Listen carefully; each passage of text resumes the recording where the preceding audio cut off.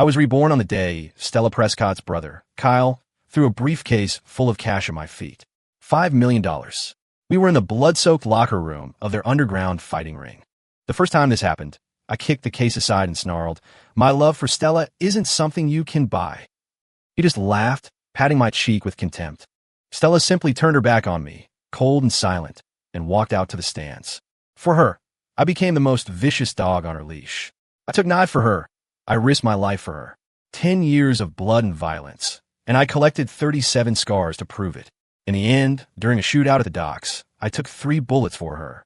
As I lay dying in a pool of my own blood, I watched her step over my still warm body, extend a hand to our enemy, and say without emotion, "A pleasure doing business with you." This time, I had no desire to be the rabid dog who couldn't even earn a single glance from her as he died. I bent down and quietly opened the heavy briefcase. 1. The acrid stench of blood and antiseptic filled my nostrils. I was back, right in front of me. The silver aluminum briefcase, the one holding $5 million in cash, was kicked to my feet by Kyle Prescott. "Ethan, $5 million. It's the price for you to get the hell out of Stella's world for good." Kyle's voice dripped with condescending charity. He nudged the case with the toe of his gleaming, handmade Italian leather shoe. The latches popped open, revealing stacks of crisp $100 bills, splayed like a mocking grin. Behind me, Kyle's crew of thugs snickered. $5 mil. That's a damn good price for a pathetic life like his. Shit, for that money, I get on my knees and thank him. I ignored them. My body still ached with the phantom pain of bullets tearing through my chest. Every breath felt like fire. I slowly lifted my head, my gaze traveling past Kyle's arrogant sneer to the person standing behind him. Stella was there. She wore a simple white dress, looking like an immaculate snow lotus in this filthy, blood-stained locker room. She looked at me, her perfect eyebrows knitting together in a flicker of irritation. My silence, it seemed, was boring her. In my past life, that single expression was what stung me into a frenzy, what made me kick the money away to defend my laughable one-sided love. All it got me was her cold, retreating back, and 10 years later, the finality of her stepping over my corpse. A tidal wave of hatred churned in my chest, threatening to choke me. But I forced it down. I crouched, my fingertips brushing against the cool, crisp paper of the bills. 10 years, 37 scars, 3 bullets. So this is all it was worth. I closed the case and lifted it. It was heavy as the 10 years of my life that had been crushed under their weight. I stood up and looked at Kyle, my face calm. He was taken aback for a second, then a sarcastic smirk spread across his face. "What? You finally came to your senses," he sneered. "Should have just done this from the start instead of being a cheap bitch." I didn't answer him. I walked straight toward Stella.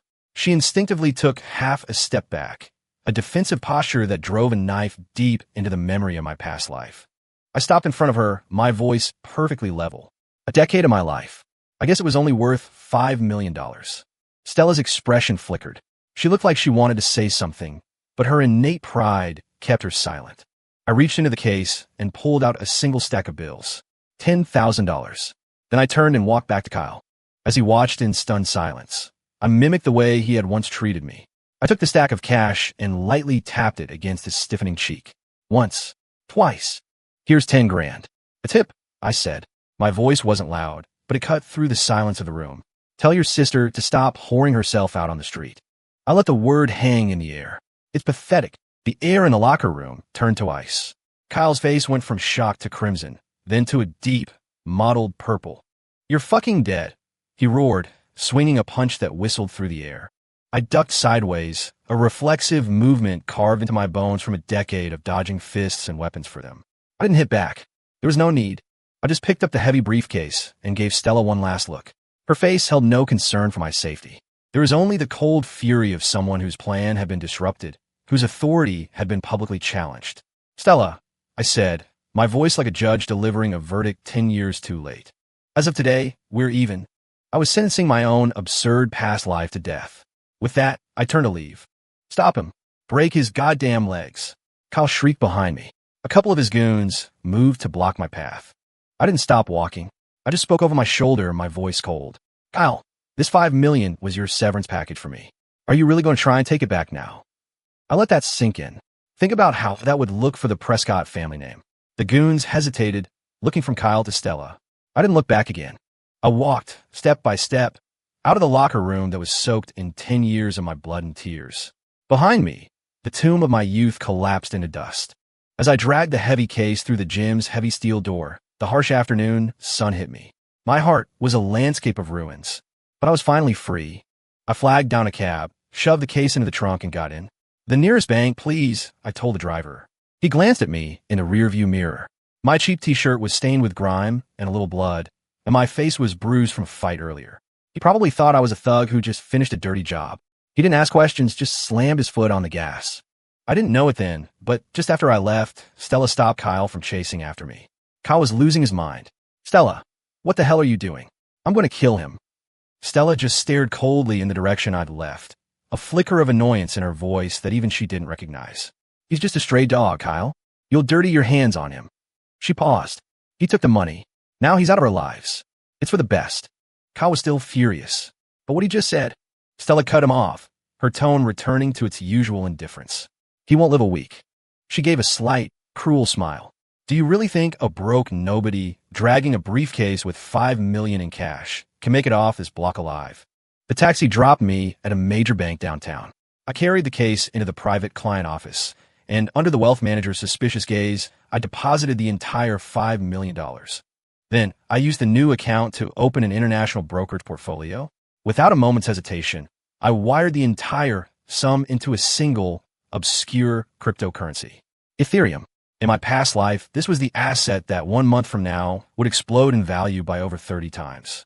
The catalyst was 3 days away.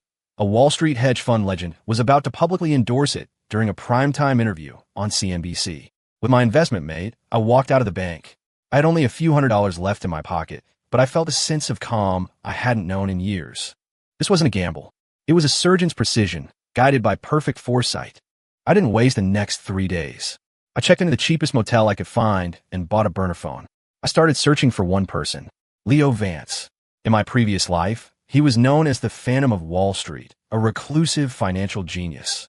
He came from nothing, but had an almost supernatural gift for the markets, making and losing fortunes by the time he was 25. He eventually became my right-hand man, the architect who helped me build a biz capital into a corporate empire that made our enemies tremble.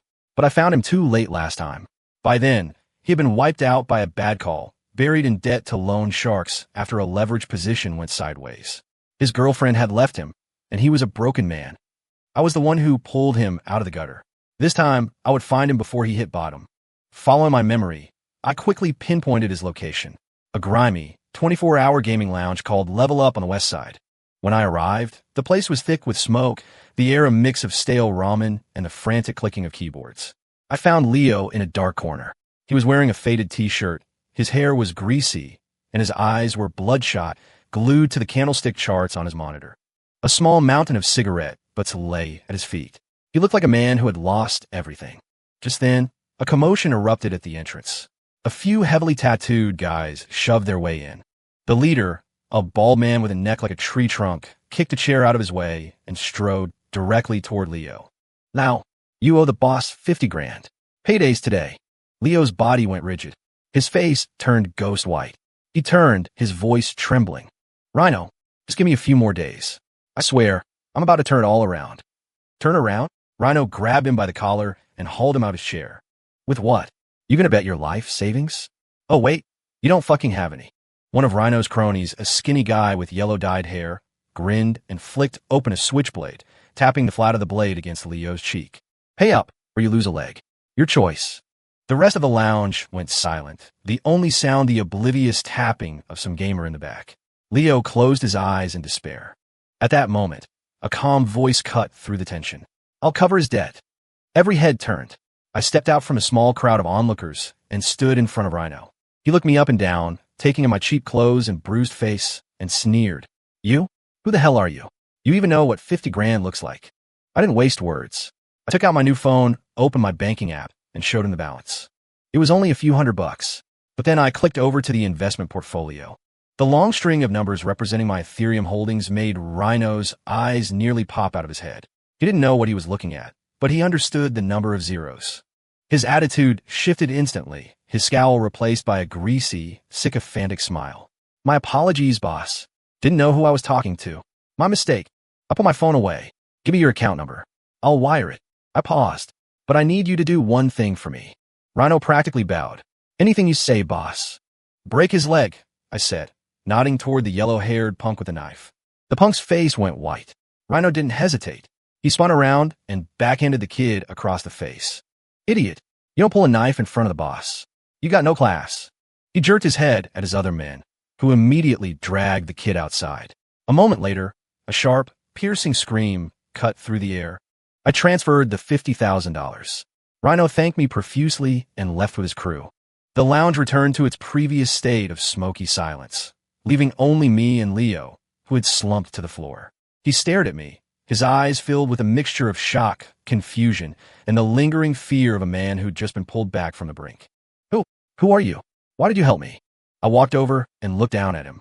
In 1 month, I'm going to give you $100 billion to play with. I let the numbers sink in. The question is, are you ready for it? Leo looked at me like I was insane. But as he stared into my calm, unwavering eyes, some strange impulse made him say my number. I said nothing more and walked out of the lounge. 1 month later, the global crypto market was in an uproar. The endorsement from the Wall Street titan sent the price of Ethereum into the stratosphere. Just as I remembered, a perfect 30-fold increase. On the screen of the cheap laptop in my motel room, my portfolio balance showed a single, beautiful number. $150 million. I liquidated 2/3 of it, leaving me with $100 million in cash for seed capital and $50 million to continue growing in the market. Then I called Leo Vance. There was a long silence on the other end of the line. Finally, a voice, trembling with disbelief, came through. Boss, I founded my own investment firm. I called it Abyss Capital. He who fights with monsters should look to it that he himself does not become a monster. If you gaze long into an abyss, the abyss also gazes into you. I wired the $100 million into the corporate account and summoned Leo to my new office. It was the penthouse floor of a skyscraper in the Loop with a view overlooking the entire glittering expanse of Chicago. Leo stood before me, still in that same faded t-shirt, but the despair in his eyes was gone, replaced by a raging fire. I slid a debit card across my desk toward him. There's $10 million on this. Consider it a warm-up. I paused. There's only one target. Leo held his breath. I turned to the panoramic window, staring at the distant, gleaming skyscraper that housed the headquarters of the Prescott family's empire. Within 6 months, I want you to systematically dismantle the Prescott family's primary source of revenue, their global shipping operations. I turned back to him, my voice flat and cold. I want them bankrupt. 3. Abyss Capital appeared like a leviathan rising from the depths, and it immediately began to terrorize the market. Leo did not disappoint. He was like a starving wolf finally let loose in a sheep pasture. Fueled by our massive war chest, he was a force of nature. Using a few key pieces of information I provided about future market shifts, he executed a series of trades in stocks and commodities that were nothing short of masterpieces of financial warfare. In just 2 months, our firm's capital doubled to $200 million. The name Abyss Capital began to be whispered in trading circles and boardrooms. Everyone was wondering who was behind this new, ruthlessly efficient firm that had come out of nowhere. I, however, remained in the shadows. One evening, Leo and I were discussing our next move over dinner at an upscale French restaurant. He was a new man, dressed in a tailored suit, his face alight with the confidence of a born winner. Boss, the Prescotts are bidding on a new European shipping lane. It's a make-or-break deal for them, he reported. I've already positioned us to... He was cut off by an arrogant voice from a nearby table. Well, if it isn't the Prescott's little pet dog. I looked up.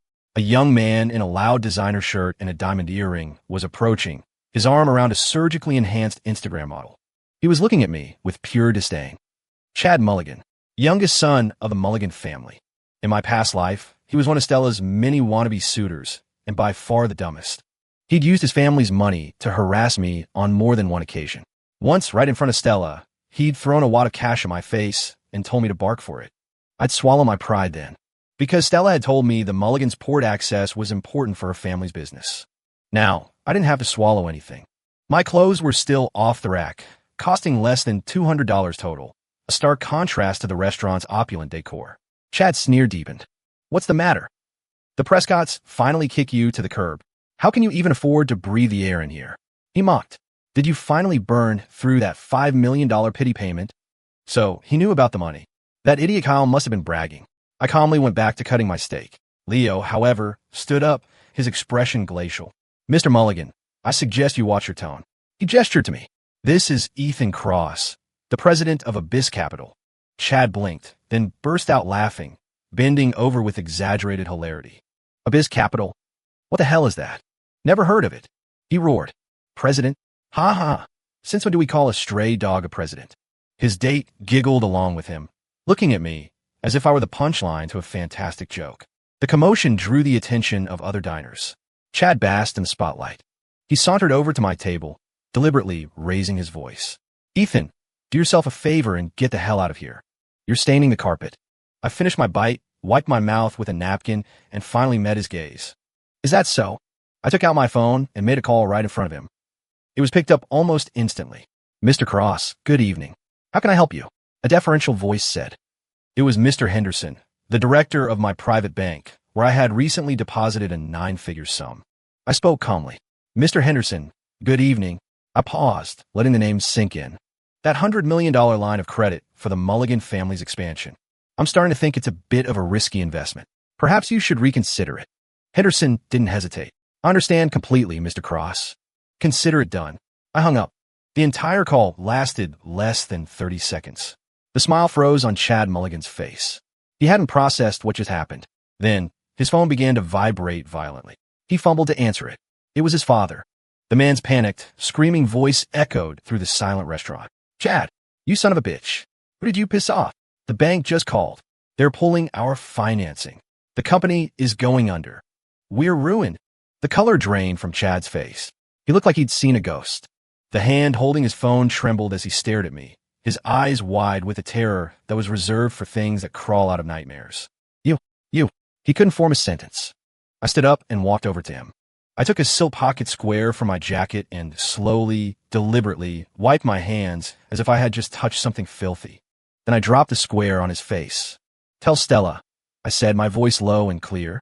Next time she wants to send someone to test me, she should send someone with a brain. Without a backward glance, I walked out with Leo, leaving the entire restaurant staring in stunned silence. Chad Mulligan's legs gave out, and he crumpled to the floor. He would never understand. Some men, once you break their chains, don't just run away. They come back as wolves.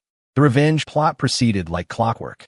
Under the combined assault from Leo and me, the Prescott family lost their bid for the new European shipping lane, a devastating blow. Soon after, several of their subsidiary companies were hit with scandals involving financial fraud and workplace safety violations. Their stock price plummeted, erasing billions in market value. The once invincible Prescott empire was now teetering on the brink of collapse. Every day, I sat in my office, watching the Prescott family's net worth bleed out on a monitor, but I felt none of the satisfaction I had anticipated. Instead, there was just a vast, hollow emptiness. I was a lone wolf who had run across the plains for too long. Even after I'd torn out the throats of all my enemies, I still had nowhere to go. I started having trouble sleeping, spending my nights sitting by the panoramic window, watching the endless sea of lights in the city below. Not a single one of them was shining for me. One night, a torrential rainstorm lashed the city. I finished up at the office and was driving back to my hotel. Lightning split the sky, illuminating the city in stark, ghostly flashes. As my car passed a quiet alley, I was blinded by a sudden flash of headlights, followed by the sickening squeal of tires on wet pavement. A black sedan sped away, splashing through a massive puddle. In its wake, a tiny, fragile body lay in the street, twitching in a pool of water and blood. It was a kitten, barely a few weeks old. The rain washed over its white fur, mixing with the crimson blood.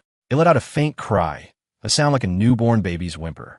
In that instant, I saw myself in my past life, dying on the cold ground of the docks. The same hard rain, the same helplessness. Everyone had just walked past me. No one stopped. On pure instinct, I slammed on the brakes. I threw open my car door and ran into the downpour. The rain instantly soaked through my expensive, custom-tailored suit. I gently scooped up the kitten. Its tiny body trembled in my palm. Its breathing, so shallow, was almost gone. I tore off my suit jacket, wrapped the kitten in it, and ran like a madman through the rain, desperately searching for the glowing sign of a vet clinic. Finally, at the end of a block, I saw it. A small, dimly lit sign. Sunshine Pet Clinic. I burst through the door. A young woman in a white coat and a ponytail jumped, startled, dropping the book she was reading. She looked up and saw me, a soaking wet man, radiating a cold, violent energy, clutching a bloody bundle. But she wasn't afraid. She rushed forward. What happened to him? Her voice was gentle, like the first rays of sun after a storm. I handed her the kitten, my own voice hoarse and unrecognizable. He was hit by a car. Please save him. She took the tiny animal and immediately ran toward an operating room, calling back over her shoulder, "Don't worry, I've got him." I stood outside the operating room, my body freezing, rainwater dripping from my hair onto the linoleum floor. I couldn't sit still. It was the first time since my rebirth that I had felt this kind of anxiety. It wasn't for revenge, and it wasn't for money. It was for a small, fragile life I didn't even know. I waited all night. The next morning, as the first light of dawn streamed through the window, the door to the operating room opened. The young woman emerged, looking exhausted but smiling brightly. She gave me a thumbs up. "He's going to be okay. He's a tough little guy." The sunlight fell on her clean, honest face and illuminated her clear, bright eyes. At that moment, I felt a tiny crack appear in my heart, which had been frozen and numb for so long. A single beam of light had found its way in. Her name was Clara Evans. She was the owner and sole employee of the clinic. I learned that the clinic was constantly losing money. She kept it open only because she offered free services for stray animals, a cause she was deeply passionate about. Watching her eat a plain bagel for lunch to save money, something inside me shifted.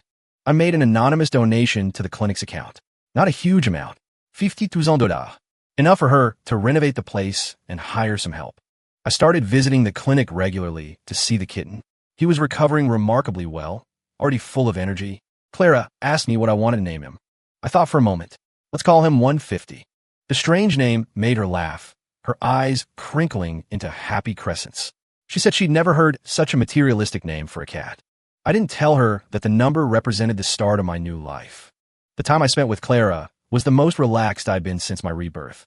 We would feed 150 together and clean up the clinic. She would tell me stories about the strays she'd rescued, her eyes full of a pure, unadulterated love for her work. She never asked about my past. She wasn't intimidated by the cold, violent aura that kept everyone else at a distance. It was as if she could see past my hardened exterior to the wasteland within. "You know, Ethan," she said one day, "you have a really nice smile. You should use it more often." That day, after I left the clinic, I looked at myself in my car's rearview mirror and tried to smile. The man in the reflection pulled his lips back, but his eyes remained as cold as ice. A puppet who had forgotten how to feel joy. Perhaps, I thought, I would only be able to truly smile on the day my revenge was complete. The city's annual charity gala auction was held, as always, at the most exclusive hotel. The guest list was a who's who of the city's elite, the tiny fraction of people who sat at the very top of the pyramid. In previous years, I was only allowed in as a bodyguard for the Prescott family, standing silently in a corner while Stella moved through the crowd, a dazzling socialite charming everyone she met. This year, as the president of Abyss Capital, I was seated at the main table.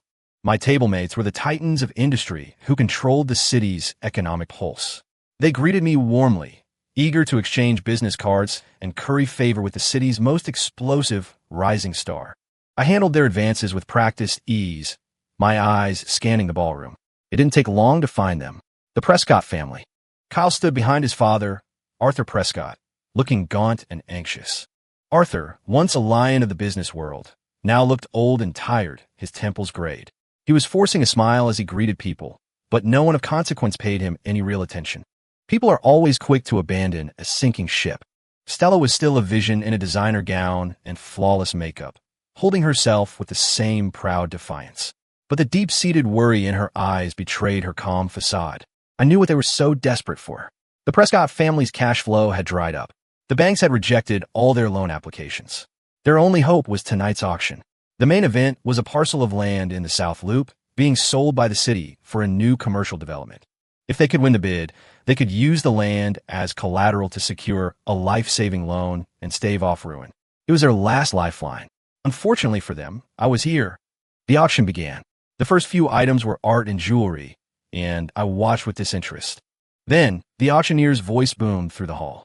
"And now, ladies and gentlemen, for our final item of the evening, the prime commercial development plot, South Loop Section 001. The bidding will start at $50 million. A charge went through the room. Arthur and Kyle's eyes lit up with the desperate hope of drowning men spotting a piece of driftwood. 55 million. Kyle was the first to raise his paddle, his voice shaking slightly.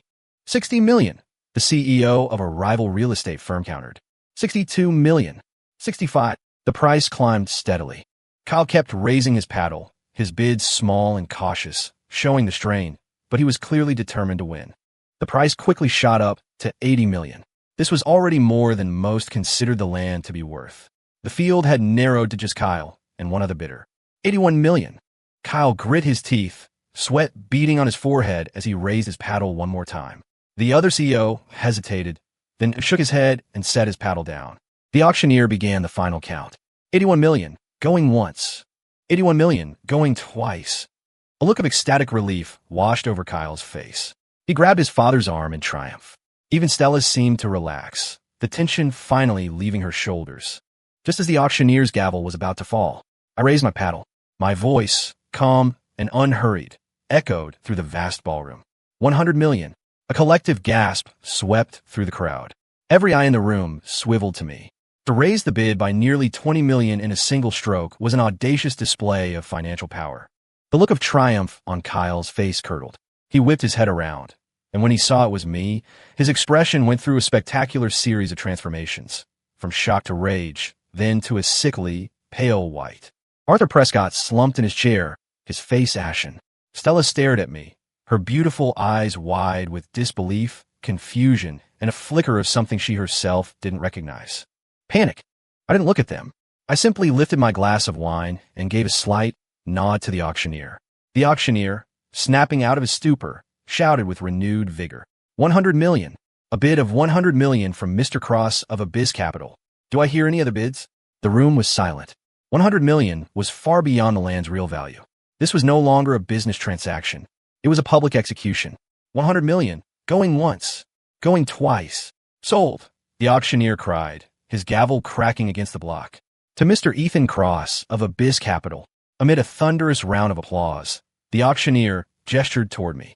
For those who don't know, this is the brilliant young mind behind Abyss Capital, our city's most formidable new entrepreneur, Mr. Ethan Cross. A true visionary. Camera flashes exploded in my direction. I stood and gave a polite nod to the crowd. My gaze swept past them to the corner where the three members of the Prescott family sat, utterly defeated. The family that had once stood at the pinnacle of this city, who had treated me like dirt beneath their shoes. Now, under the watchful eyes of the entire city's elite, they were nothing more than a pathetic, humiliated backdrop for my coronation. I raised my glass in Stella's direction and offered a small smile.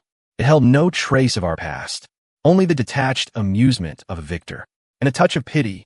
I knew, in that moment, that the power dynamic between us had been irrevocably, permanently reversed. And this was only the beginning.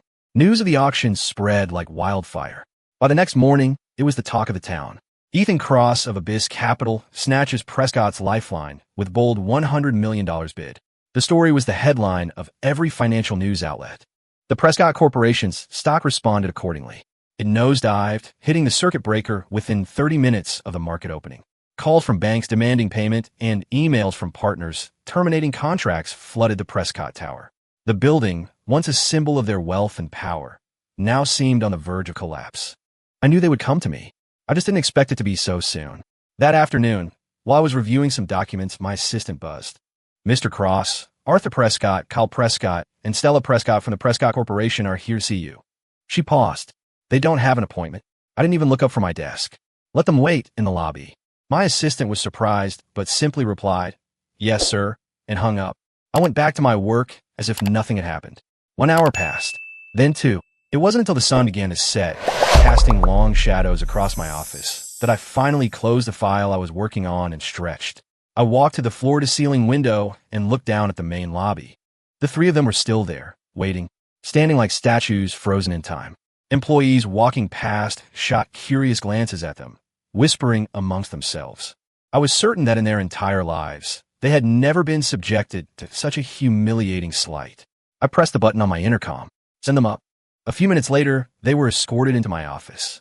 Arthur Prescott looked as though he had aged 10 years overnight. He stared at me, his lips trembling, unable to speak. It was Kyle who spoke first. The arrogance and swagger were gone, replaced by a forced, pathetic smile. He was even slightly stooped over. Mr. Cross, he stammered. The title sounded like poison in his mouth. I was a fool before. I didn't know who I was dealing with. Please, you're a big man. Don't hold a grudge against a nobody like me. I held up a hand to cut him off.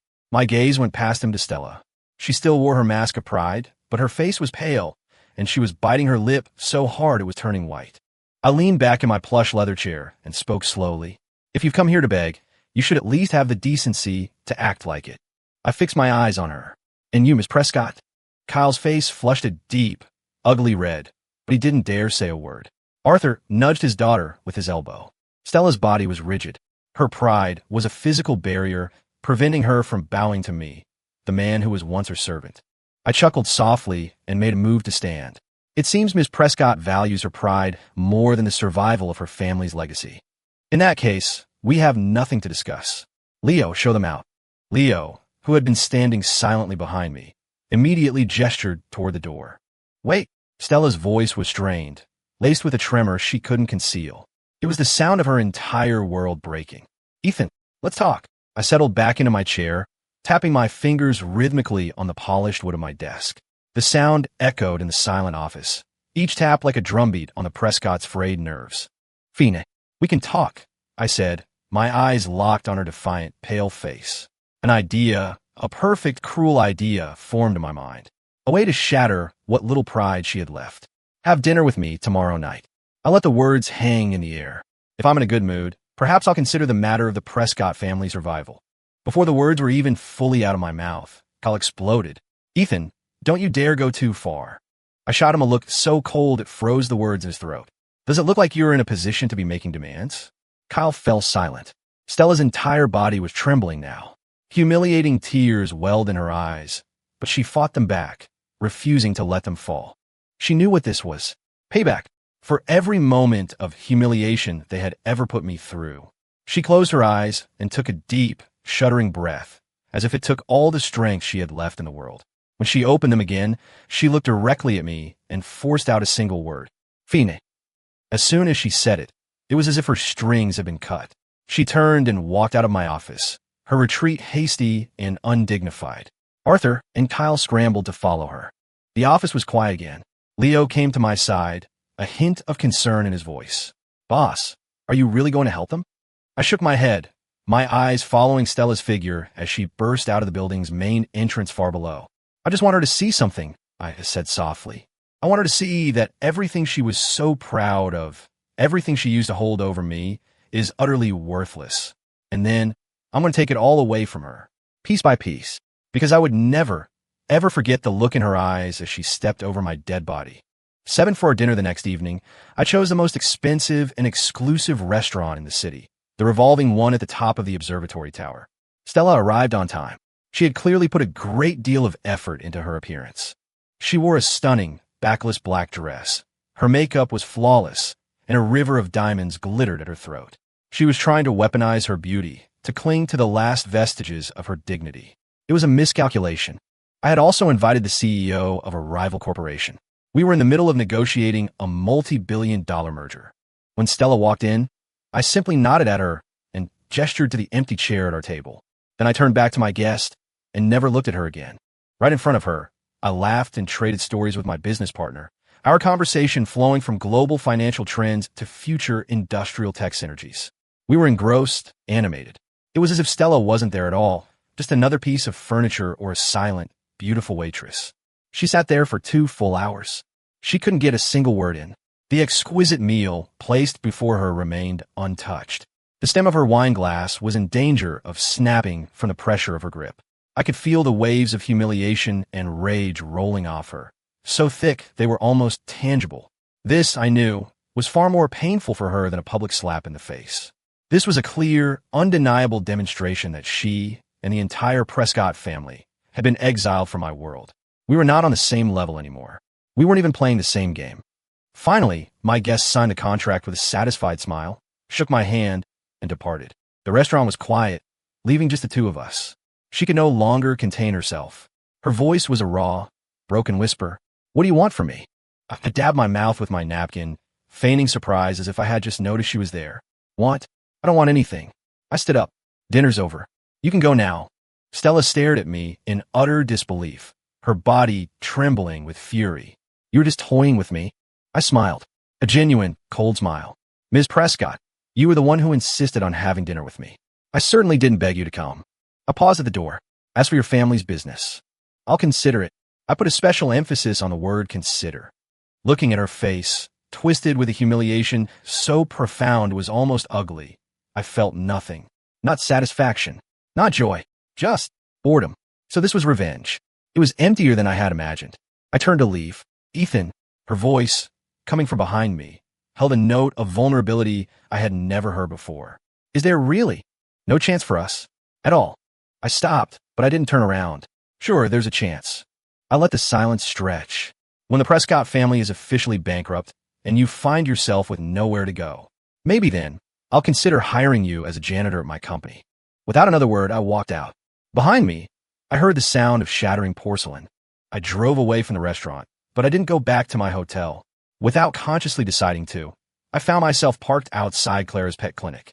It was late, but a light was still on inside. I let myself in and found Clara asleep at her desk, still in her white coat. 150 was curled up at her feet. I walked over, took off my jacket, and gently draped it over her shoulders. She stirred, rubbing her sleepy eyes. Ethan, what are you doing here? Came to see 150, I lied, nodding at the cat. The cat immediately trotted over and started rubbing against my leg. Clara smiled at my transparent excuse. I think you came to see me. She stood up and poured me a cup of hot tea. We stayed there for a while, giving 150 a late-night snack. She told me about a few new strays the clinic had taken in, animatedly describing their quirky personalities. Her eyes were so clear, so full of warmth. In her presence, the cloud of rage and exhaustion that constantly surrounded me began to dissipate. I had a sudden realization. The fleeting, hollow satisfaction of my revenge on Stella was nothing compared to this. This quiet, simple warmth was what my soul had been starving for. As I was leaving, Clara walked me to the door. She suddenly said, Ethan, you seem troubled tonight. I froze. She stood on her toes, reached out, and gently smoothed the tense lines on my forehead. Her touch was cool, but sent a jolt of warmth through me. Don't frown so much, she said softly. If something's wrong, you can talk to me about it. I may not be able to solve your problems, but I'm a very good listener. I looked down into her clear, earnest eyes, so close to mine, and for the first time in a decade, my heart skipped a beat. I quickly looked away, feeling flustered, and made a hasty retreat to my car. Sitting behind the wheel, I could still feel the phantom warmth of her fingertips on my skin. I think I realized with a jolt of panic I have a weakness now. The rise of the biz capital was unstoppable. After acquiring several mid-sized companies, we set our sights on the city's other corporate behemoth, Apex Holdings. Apex's business portfolio was very similar to the Prescott Corporation's, but they were far more powerful and had deeper connections. Conquering Apex would mean controlling half of the city's economy. But this time we hit a wall. During the bidding for a crucial overseas mining project, it was as if Apex knew our every move in advance. They countered every one of our offers, anticipated our strategies, and ultimately won the project by a razor-thin margin. It was the first major defeat for Abyss Capital. Leo was grim. Boss, there has to be a leak. They knew our entire playbook. I stared at a photo of the CEO of Apex Holdings on my monitor, my eyes cold. He was a man in his early 30s, with gold-rimmed glasses and a sophisticated, charming smile. But behind the lenses, his eyes held a chilling, predatory intelligence. Julian Thorne. Of course, I knew him. In my past life, he was the one who had partnered with Stella.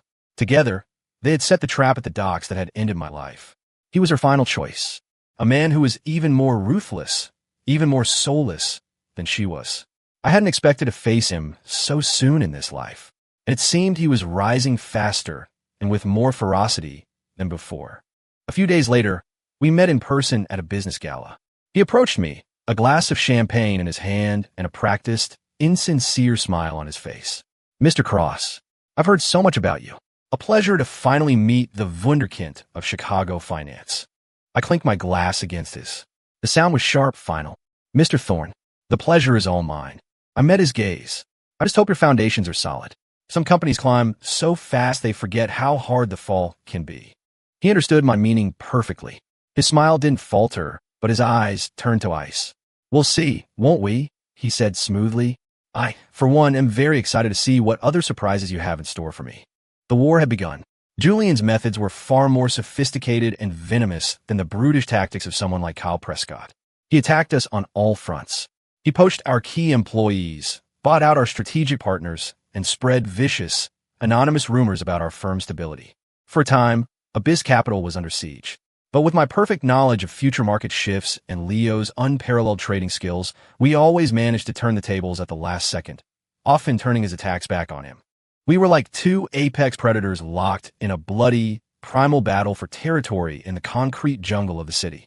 Julian quickly realized he couldn't beat me in a straightforward business war. So, he resorted to dirtier tactics. He started digging into my personal life, searching for a weakness. One day, Leo walked into my office, his face grave. He handed me a manila envelope. Boss, this was delivered by a messenger. From Julian Thorne's office. I opened it. Inside was a series of high-resolution photographs. They were of me, coming and going from Claire's clinic.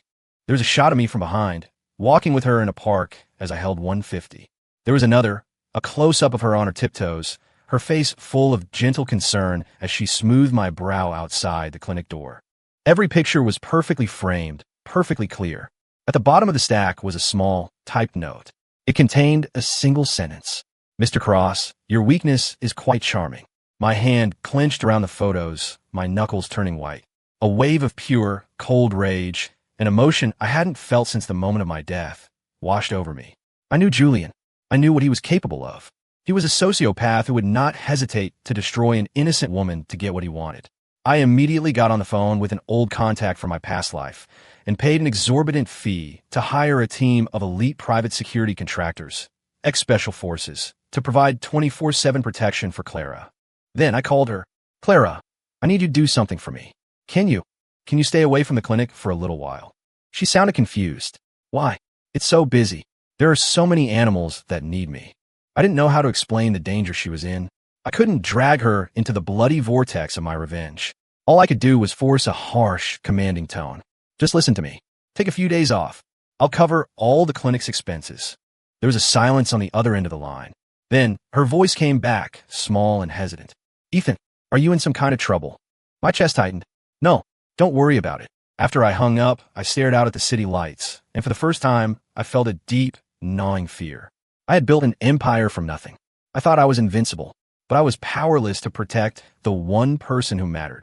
Julian, I thought, my hands balling into fists. You had better not touch her. If you do, I swear to God, I will show you what hell really looks like. I underestimated Julian Thorne's depravity. I had placed the best security money could buy around Claire's clinic. I thought she was safe. But Julian's methods were more insidious than I could have imagined. He didn't send thugs. He didn't make a direct move. He found a gambling addict who lived in the apartment below the clinic and paid off his debts. Late one night, the addict in a drunken stupor accidentally knocked over a propane tank in his kitchen. The apartment was directly beneath Sunshine Pet Clinic. Boom! The explosion rocked the entire block. I was in my boardroom, about to sign a contract for a multi-billion-dollar acquisition, when my phone rang. It was the head of my security detail, his voice frantic. Boss, there's been an accident. A fire broke out at the clinic. Ms. Evans went back inside to save the animals. She's trapped. For a second, the world went silent. My mind was a roaring, white void. All I could hear was the frantic, hammering pulse in my ears. The $1 million fountain pen in my hand slipped from my fingers and clattered to the floor. I abandoned the contract, ignored the shocked faces of the other executives, and sprinted from the room. In my past life, when I lay dying with 3 bullets in my chest for Stella, I had not felt a fear as profound as this. In that horrifying moment, I finally understood. Revenge. My empire. All of it was meaningless garbage. I could not lose her. I absolutely could not. I drove like a madman, blowing through red lights, pushing my car to its absolute limit. When I arrived, the scene was chaos. Flames licked at the sky, turning the night a hellish orange. Acrid smoke burned my lungs. The wail of sirens was a physical pain in my ears. The clinic was a raging inferno. My security team grabbed me, physically restraining me. Boss, you can't.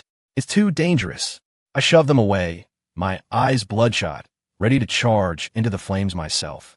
Let me go. Just then, 2 firefighters emerged from the smoke, supporting a soot-covered figure between them. It was Clara.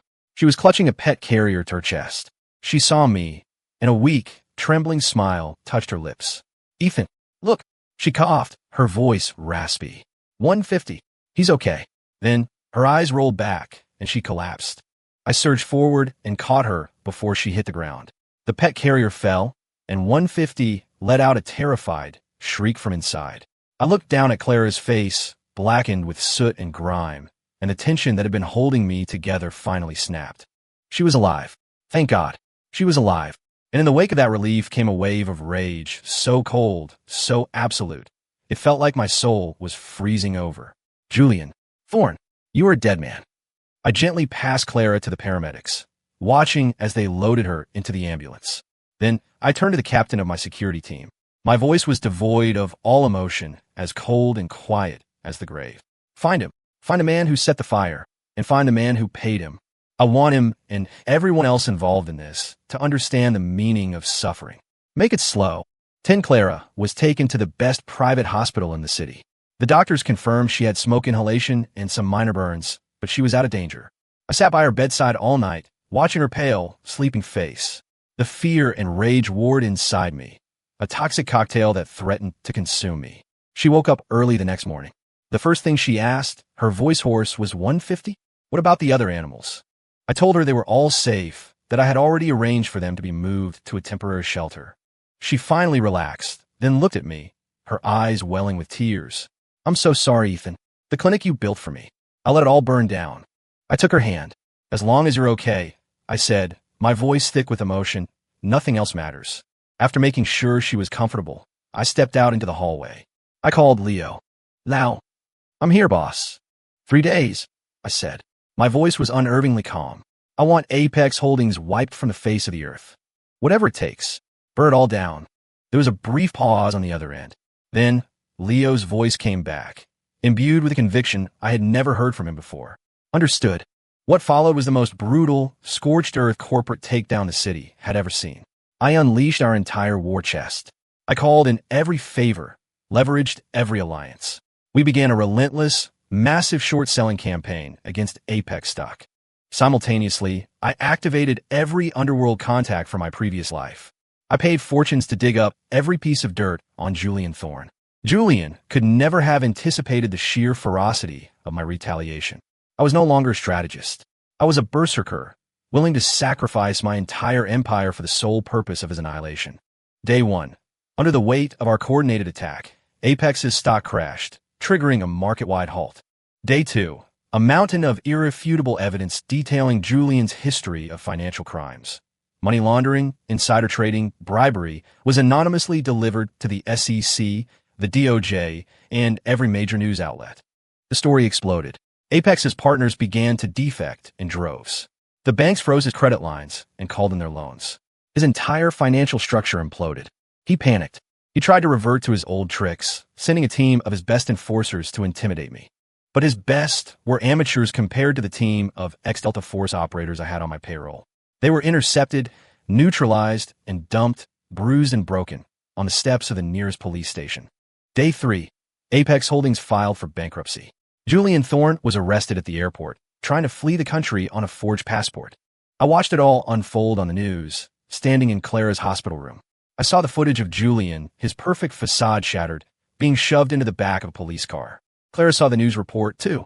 She turned to me, her eyes wide with a dawning, worried understanding. "Ethan, this was you, wasn't it?" I didn't answer. I felt no triumph, no thrill of victory, just a quiet, profound sense of peace. The storm was finally over. I walked to her bedside and gently, carefully, pulled her into an embrace. I could finally protect the one ray of light in my dark world. The collapse of Apex Holdings sent shockwaves through the city. The fall of such a titan left a massive power vacuum. I moved swiftly, acquiring the most valuable of Apex's assets in the ensuing chaos. Abyss Capital expanded exponentially, becoming the undisputed new king of the city's corporate landscape. In the wake of all this, the Prescott family, the original source of all my pain, had been all but forgotten. Their company struggled on for a few more months before finally succumbing to bankruptcy and liquidation. Arthur Prescott suffered a stroke and was confined to a hospital bed. Kyle, buried in gambling debts, disappeared. Only Stella was left, a lonely queen in an empty castle, presiding over a portfolio of worthless stock certificates. She must have seen the news. She must have seen how I had obliterated Julian Thorne and his entire empire in 3 days, all for Clara. Perhaps it was only then that she finally understood what it meant. The kind of all-consuming, world-burning love she once had in the palm of her hand. The love she had thrown away like trash. One rainy evening, my motorcade pulled up in front of my office building. I saw her waiting. Stella. She was standing by the entrance under a clear umbrella, looking as if she had been waiting for me. She wore a beautiful dress, but couldn't hide the deep, weary sorrow on her face. When she saw me get out of the car, she rushed forward, blocking my path. The rain soaked the hem of her dress, making her look small and pathetic. My bodyguards immediately moved to intercept her. I waved them off. I walked toward her until we were standing face to face, separated by the curtain of falling rain. Her expression was a maelstrom of regret, resentment, and a desperate, pleading hope. Ethan, she said, her voice hoarse, almost lost in the sound of the rain. I was wrong. She looked me in the eye. Can we go back to how things were? Go back. Go back to the me who took a knife for you, only for you to complain that my blood was staining your clothes? Go back to the me who fought your battles, while you laughed and flirted with other men. Or go back to the me who died for you, only for you to step over my corpse without a second glance? I was too tired to even answer the question. I didn't roll down my window. I didn't say a word. I simply nodded to my driver. The car began to move again, gliding slowly past her. In my rearview mirror, I saw her engulfed in the car's exhaust and the dirty spray from the street. The rain washed the makeup from her face, her tears indistinguishable from the downpour. Finally, she collapsed to the pavement, a broken doll, sobbing silently in the rain. In that moment, the last embers of my hatred for her were extinguished, washed clean by the rain. She was no longer worth the energy. I had personally buried my past, and in its place, I had built my own future. I finally understood. In my last life, I didn't lose because of her cruelty. I lost because of my own blind, foolish obsession. Now, the obsession was gone, and it was time for me to embrace my new life. 12 a day, Clara was discharged from the hospital. The sun was shining brightly. I want to pick her up. I didn't take the Rolls-Royce. I didn't bring a security detail. I drove my most ordinary sedan, wearing a simple white t-shirt and jeans. I wanted to be the same man she first met, just a normal guy, worried about someone he cared for.